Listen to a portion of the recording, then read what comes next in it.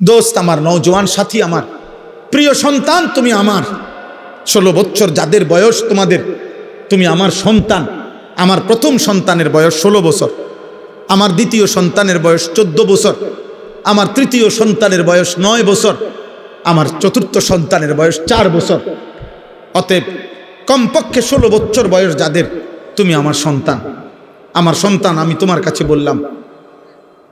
এর চাইতে বড় যারা, তুমি আমার ছোট ভাই, আমি তোমার বড় ভাই বললাম।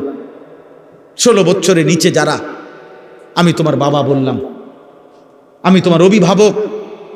মনে করো বাপ আমার, ধরে নাও কেউ তোমারে ডাকলো না, ফিরাইলো না।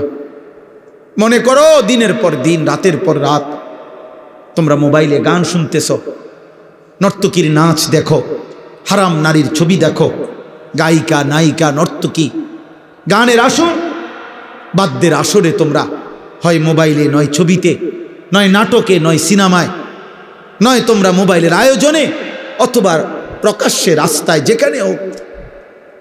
আল্লাহ তাআলা কিন্তু এটা কঠিন ধমক দিছে, আমি কিন্তু তাদেরকে অপমান করব, আযাব দেব, ধাক্কা দিতে দিতে জাহান্নামে ফেলবে। খুযূহু ফাগুল্লু সুম্মাল জাহিমা সাল্লু। কিয়ামতের দিন আল্লাহ ফেরেশতাদেরকে বলবেন, আমার নাফরমান বান্দাকে ধরো, ধর তারে, অতঃপর তাকে বেঁধে ফেল। ফেরেশতা যখন টাইট করে বাঁধ দিবে, খোদার কসম আল্লাহ বলছেন, সুম্মাল জাহিমা সাল্লু, এবার নাফরমানকে ছুঁড়ে মার, একটা লাথি মার, এক লাথিতে যেন জাহান্নামে গিয়া পড়ে।